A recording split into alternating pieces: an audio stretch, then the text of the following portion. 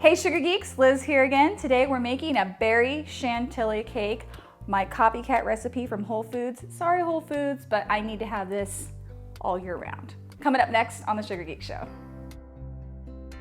All right, so I have about a half cup of my berry filling. You can also use raspberry filling, whatever filling you like. I'm gonna add about a teaspoon, maybe half a teaspoon of orange extract, or you can use a teaspoon of Grand Marnier. Just gives it a little extra flavor. Smells good. Okay, so let's go ahead and make our frosting. I've got some cream cheese and some butter and mascarpone cheese. So good.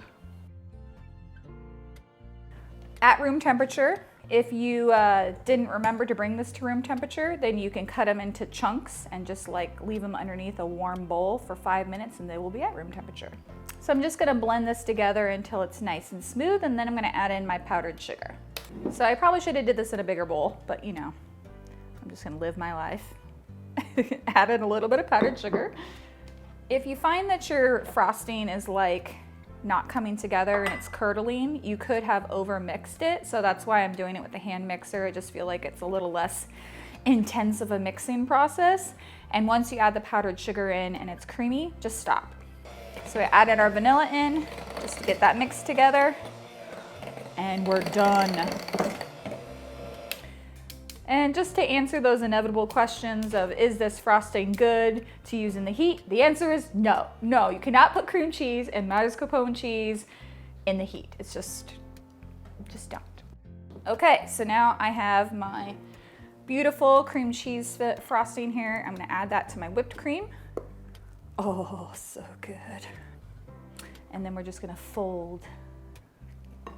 So folding is just running your spatula like underneath and then folding it over. That's literally why it's called folding.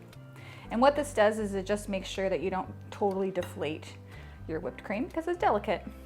It doesn't have to be completely folded, just because the more you mix whipped cream, the stiffer it gets. Oh, that looks beautiful actually.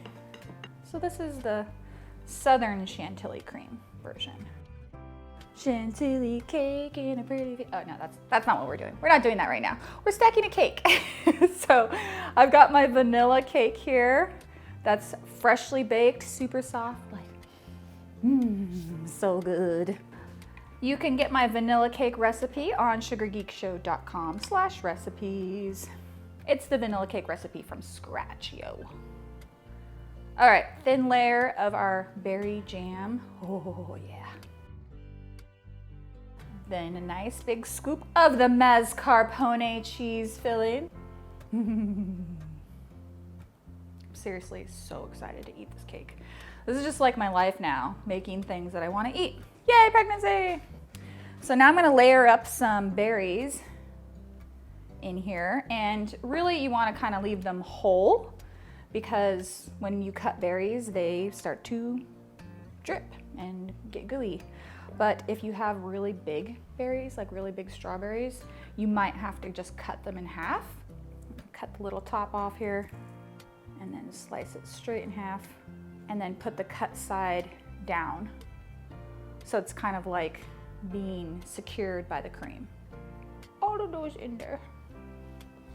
Put this guy on top, and I like to tort my layers, which means to just literally slice in half lengthwise. I do it on the turntable, but you could definitely do it off the turntable. I just kind of eyeball my knife going, in the halfway mark, and we're just gonna keep going until it cuts all the way through. Don't force it. Let the knife do the work. Oh yeah. All right. Some more of our berry filling.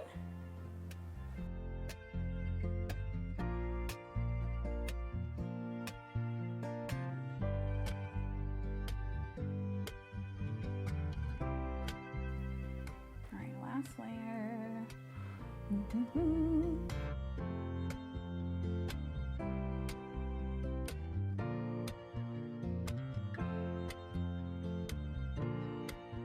Okay, so now I'm gonna frost the outside of this guy with some more of this super soft frosting. It's funny, when I was researching Chantilly cake, I was like, what does a Chantilly cake taste like? Like, is it some sort of fancy, you know, French term, Chantilly? Turns out that Chantilly is just the place that the cream was invented, and Chantilly cream is literally just whipped cream. Sorry to burst your bubbles. It sounds fancier if you say Chantilly though. Say with the French accent. Chantilly.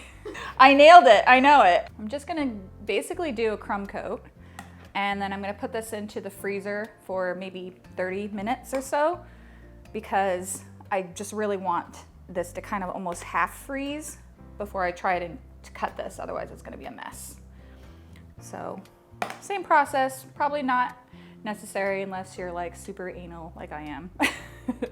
The slices must be perfect.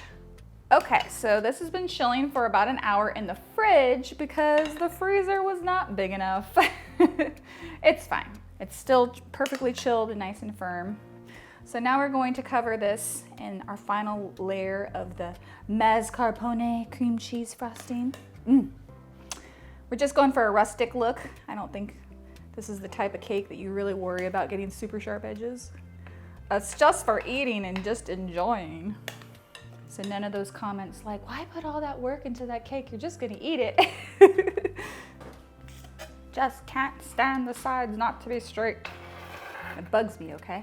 You guys like how I have arguments with myself and I'm like, you just have to be rustic, and then I just like don't make it rustic. This is what it's like to be in Liz Merrick's brain. All right, one more smooth. Not gonna worry about the top. All right, so now we're going to just decorate with some fresh berries.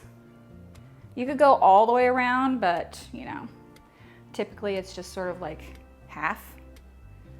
So I'm just starting with my like large berries. This is like true bakery style cake decorating right here, guys. When I was learning to bake in pastry school, we weren't even allowed to use food coloring. That was like not natural. So you could never color anything like super bright neon colors, because everything that you put on the outside of the cake was supposed to reflect what was on the inside of the cake. So it's kind of fun to just sort of like do something that's kind of classic like that.